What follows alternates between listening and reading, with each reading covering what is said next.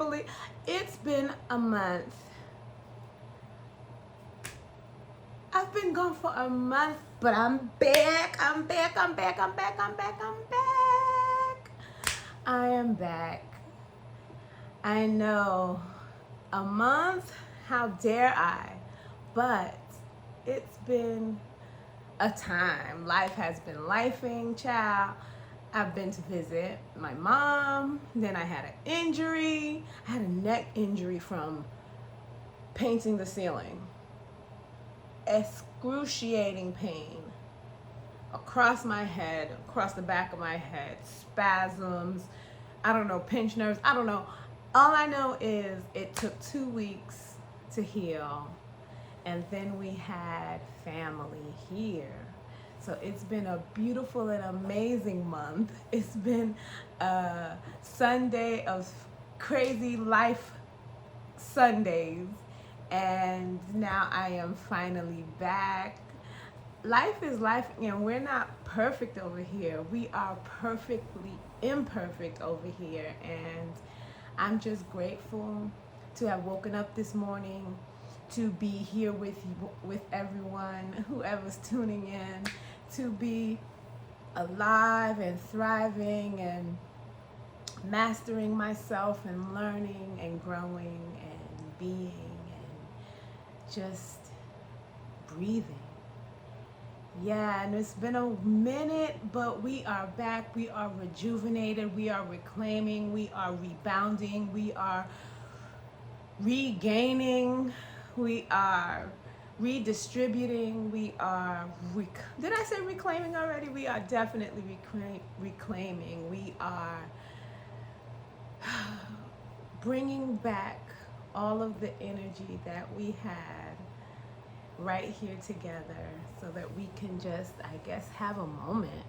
These Sunday sessions are very important to me. When I speak to you, I speak to myself. When I do these recordings, they're all just as much, they're messages that I feel, that I'm given, that I hear, that I receive from others, but ultimately these are messages from the One Most High to help me to stay on my path, and I share them with you in hopes that it would help you stay on your path, help you find your path, help you to change your path, because maybe your path is not serving you well and you need to know how to make an exit, how to make a U-turn, how to make a left or a right turn, how to get from where you are to where you need to be, from where you are to where your spirit wants to be, from where you are to where your soul is fulfilled. And we all know that soul fulfillment comes from within, and a lot of us are focused on what's outside of us to our own detriment. I ask that the words come to me easily and that they bless all that are able to hear them. I ask that you and I become family, become a community of self-healing, of community healing, of familial healing, because as you will learn, the more you focus on healing yourself, the more you will see your family around you heal, your immediate family, your extended family, your friends. Once we embark on the journey of self-love, self-healing, self-knowledge, we also start to reflect that onto our loved ones, and they can't help it, because when you are working with light, light peeps around every corner. Light shines in every crevice. When you're working with water, water yields to nothing. Even the smallest drop of water will create a hole in a stone if it just keeps going. Persistence, consistency, all of these things are what make us better, help us to grow. And that's what I'm trying to build here. And I'm praying that you're able to participate, to like, share, and subscribe, like they all say, right? Because we want to find our tribe, we want to find our family, and we want to grow. So I'm so happy that you're here. I'm so happy that I'm here. I'm so happy that we are perfectly imperfect together. And today, I just wanted us to reclaim, to rejuvenate, to rebound from our absence from one another, to re-establish who we are and what we are and where we come from and where we're going, to re-establish who we are and what we are and where we come from and where we're going, to look at that Sankofa, to reach back and get it. We were here a month ago. We've been doing this on and off for over a year, and I pray that I have the stamina and the focus to continue to do this and even to grow into having other conversations with you. We know the world is on fire. We know it's crazy out there. But there's small joys and big joys that we can focus on to help keep our energy up. I, for one, as a New Yorker, I am so very happy that the Knicks won. And I know that it's bread and circus, but sometimes we can use that circus to bring people together. And that's what happened with this Knicks win, because that 53-year stretch really had the people of New York kind of in a slumber, sadness, frustration, even anger for some people. I wouldn't let sports anger me, but it is a little frustrating when you see people at the top ruining it for people at the bottom, right? Where you see owners not wanting to manage their teams properly, when you see that you have to bring in outsiders in order to get things done. But we did it. They did it. I'm happy for them. I'm happy for the city of New York. And I'm happy for all underdogs who was rooting for New York. That aside, we should be using this time. Quick anecdote.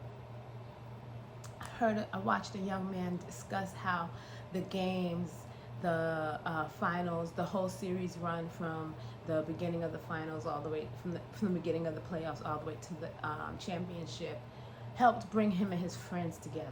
He said that he really is sad that the finals were over, because going to the watch parties with friends, going to friends' houses, going to the bars with friends, and meeting new people and seeing the city in such a unified manner, that he's gonna miss it. And that was a little bit saddening to me, because he felt like he needed some outside event or thing to bring him and his friends together. He was actually sad because he felt that in coming together, he was able to build stronger bonds with his community, with his friends. But now that it was over, those bonds will become strained, or that time that they were able to spend together was going to dissipate. And I want to just say that it only dissipates if you allow it to dissipate.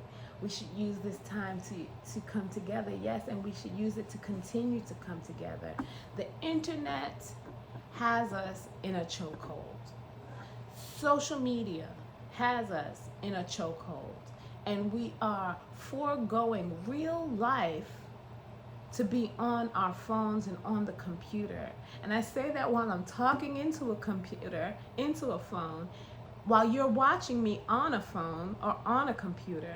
But I mean it. We need to start to regulate how much time we spend on our devices. And we should use the time that we spend on our devices intentionally. I use my device way too much. However, I do use it most of the time to learn about what's happening in the world, to learn about some solutions that I can be implementing in my life from what's going on in the world, to educate myself on things that I'm interested in general, like gardening, like soil health, like going zero waste. But also I use my phone for entertainment, of course, for things that can bring me joy and bring me laughter. However, isn't it more important to go out and find that joy and laughter amongst all of your loved ones? We try to go see family at least once a month. Hopefully, and it's like, we hope that family comes see us once a month at least. We are members of our community garden. We're lucky to have other outdoor spaces around us that promote gardening and health and food, healthy food, and we are part of our nonprofit food forest. If there's not a food forest in your neighborhood or in your area, start one. Learn what it is and start one yourself, because putting our hands in the dirt, putting our feet on the ground, this is a rebalancing, healing modality. Going out into the forest and breathing in fresh air, going into your garden and working in the soil, going to the beach. This recalibrates our entire bodies. The electromagnetic field of our bodies are one with the electromagnetic field of the earth. And when we touch grass, as they say, go touch grass. When we touch grass, we actually rebalance our electromagnetic field. We can heal our body, mind, body, and spirit. I wanted to remind you that your healing is up to you. Whether your healing is through allopathic means or traditional, indigenous, homeopathic, holistic, naturopathic wellness, your healing is up to you. And it starts with you internally, looking inside and deciding, what do you need to excise out of your body, out of your mind, out of your spirit, out of your life, that will help you to remain healthy, to continue to grow, to continue to expand and grow a larger capacity for love. These things are important for our healing, because our healing heals the world. Our healing heals our families. Our healing heals our friends. And as it continues to expand outside of ourselves, our healing, our collective healing, heals the world. There's a lot going on in the world, guys. And I really hope that you're up to the challenge of healing, whether it's healing yourself or healing others. I pray you're up to the challenge. Whew. We all have to remember to breathe. I'm excited because I haven't been in front of the phone, in front of the camera in a while, and I haven't shared a message with you guys in a while. I'm very excited. But recalibration, rejuvenation, rebounding, re-energizing, reclaiming is the theme of the day. I want you to reclaim your humanity. We've discussed how the human experience is to be a spirit in a body. We are spiritual beings having a physical embodiment of self. We are spiritual beings having a human experience. The human experience comes with mind, body, and soul, but you are not your mind, you are not your body, you are your spirit, you are your soul. And when we ask ourselves, why is my mind thinking like this? Do you ever ask yourself, why am I thinking like this? When we take the time to ask ourselves, where are these thoughts coming from? Where are these feelings coming from? Where are these aches and pains coming from? Yes, they are coming from, they are in our body, they are in our mind. But if you can say my mind, then you know then your mind is not you. If you can say my body, then you know your body is not you. It's time to recalibrate your thoughts about who you are. It's high time. It's beyond time. We've passed the time, but we are in time. We are on time to examine ourselves, to reclaim our spirits, to rejuvenate our soul, to rebound from the world around us, to re-examine who we are. And I'd like to take a deep breath on that one. Would you like to breathe with me? Please breathe with me. In 3, 2, 1.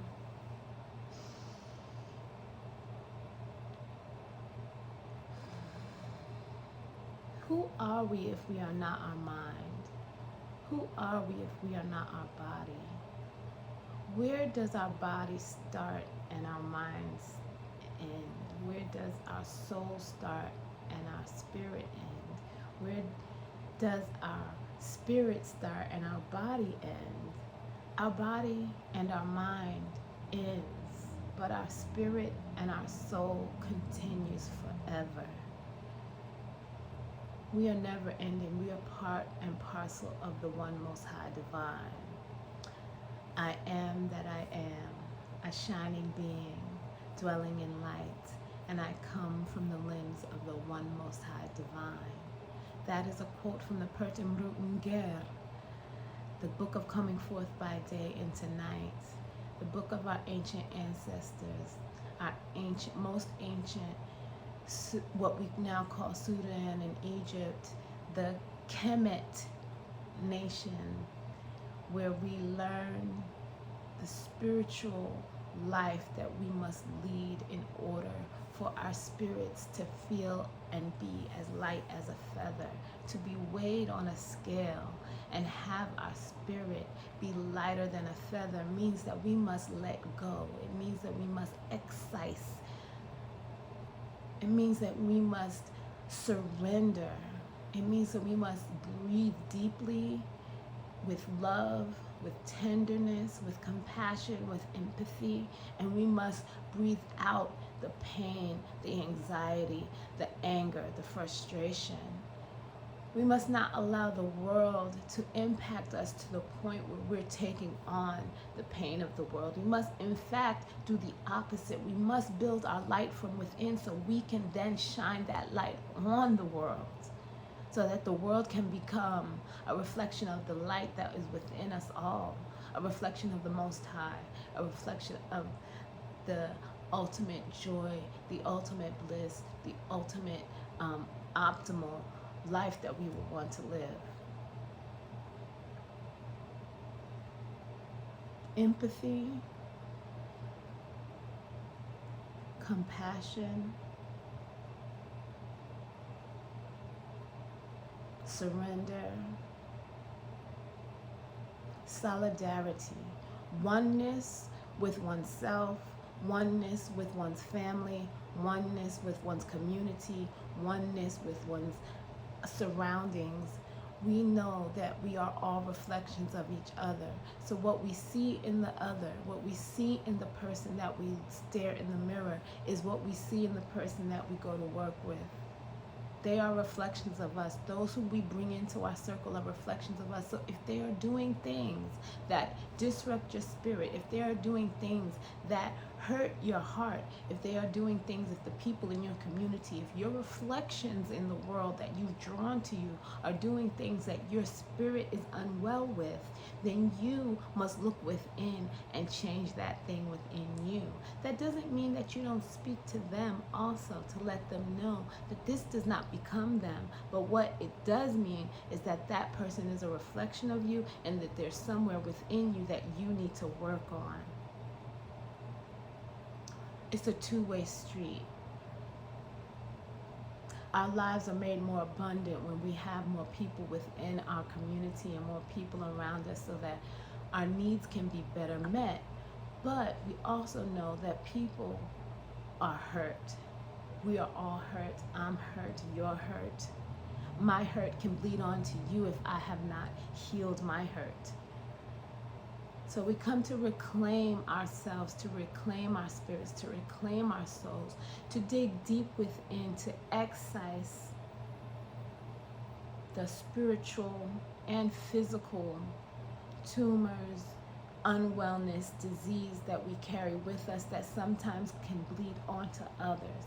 We may wonder why someone agitates us in our spirit. They're agitating us because they're reflecting. Either they're reflecting a part of ourselves that we want to heal from. They could be reflecting a part of ourselves that we know we have deep inside that we are not comfortable with sharing with the world. Maybe you want to be free living. Maybe you want to be a free spirit, and this free spirit comes around you and it agitates you because you want to be like that, but you have something that you are holding on to. You have closed hands, and you're not able to let go. Maybe that person has a nasty attitude, and in reality, you have a nasty attitude. Their nasty attitude is reflecting your nasty attitude. They're getting on your nerves because you get on your own nerves. Have you looked within and asked yourself, what is causing you to have a nasty attitude? That doesn't mean that you don't go to that loved one and say, honey, I noticed that you get agitated, irritated, and have a little bit of an attitude sometimes, and I would like to know why. I would like to help you figure out why. But then you go in the mirror and you do your work. You do your shadow work. You analyze yourself. You examine yourself head to toe. You see where those pain points are, and you ask yourself, you ask your body, why are you here? What brought you here? How do I let go of you? I'm currently working on my abdomen. I have way too much fat on my abdomen. I was channeling all of that, guys. I'm sorry. I'm very open right now. I have work to do on my abdomen. I've been holding on to protection that I no longer need because I know I am protected. And I'm letting that go, and I'm talking to her. I'm talking to me. I'm talking to my abdomen to let that weight go, to let that need for protection go, to let that fear go. Where are you holding? What are you holding? Why are you holding? We're reclaiming our bodies. We're reclaiming our mind. We're reclaiming our spirit. We're recognizing that soul and spirit are who we are while we're having this human existence. But we have a body and a mind that we need to keep healthy while we're in it. We need to keep it healthy so that we can be clear to accept and feel and know God. We're keeping that body. We're working on that body so we can be clear to help heal ourselves and heal the world as a result, as well as we're keeping our mind and body healthy so that we can recognize the healing that needs to take place, and we have the energy and the power and the strength to do it. I'm going over time today. I try to keep these within 20 minutes, but I'm a little bit over today. I haven't been here in a while. Spirit is guiding me to this message of reclamation. Spirit is guiding me to this message of reimagining. Spirit is guiding me to this message of rejuvenating. Spirit is guiding me to a message of rebounding. Yes, I'm rebounding from an injury. I was painting the ceiling and my neck was stuck. But it also made me slow down. It made me remember my body and the things that I need to do to heal it. To constantly be in a state of healing. To constantly be in a state of love. To constantly be in a state of bliss. Now, is that real? Is it real to be constantly in a state of bliss? No. But we can constantly be seeking that state. We can be very accepting of every state and stage of life and of living. And then we can reach for just the blissfulness. Reach for the freedom. I am one who has a tendency to maybe be a little sad when I feel like my body is not doing the things that it's supposed to do. I've had a long health journey that I will share another time, but when I am put in a state that, like my neck, it prevents me from doing things, daily things, regular things, that gives me pain. It reminds me of a time where I was in massive amounts of pain. And I was in massive amounts of pain on my neck, but I was in even more pain when I went through my journey towards my liver, to get my liver transplant. And after having my liver transplant, and I remember that my body was healing, but I was very accepting of every outcome. I had to sit with every outcome, including death. I had to sit with every outcome, and I'm very grateful to be on the other side of that. And I want to express in this moment the importance of recognizing the temporary nature of pain, the temporary nature of going without, the temporary nature of lack. There's abundance in the world. There's abundance in your world. There's abundance in your body. There's abundance of healing. There's abundance of money. There's abundance of peace. There's abundance of bliss. You have to just be willing to accept it. You have to be willing to surrender the beliefs that you had in the past about what is abundant and what isn't. And what isn't. You have to be willing to let go of the idea that there is lack in the world, that there's not enough, because there's more than enough.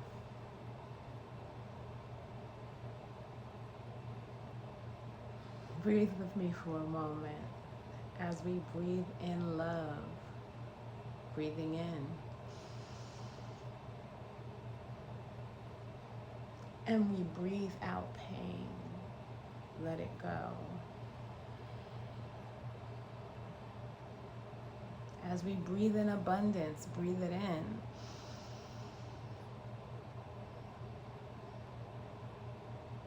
And we breathe out lack. Let it go. Some of us want to walk through the world with closed hands, with balled fists, with holding on, with tension. We want to walk through the world hoping to receive, but our hands are closed.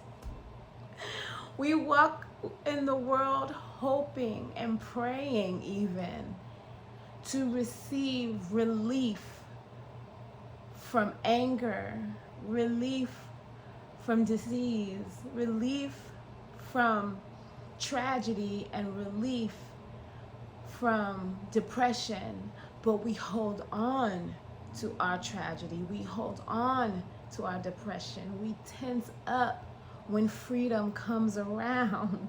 We tense up when peace wants to surround us, when it wants to envelop us. And I've said this over and over again. This will be my continuous lesson. You can't let go of anything if your hands are closed. And you cannot receive anything if your hands are closed. Acceptance and surrender is the first step.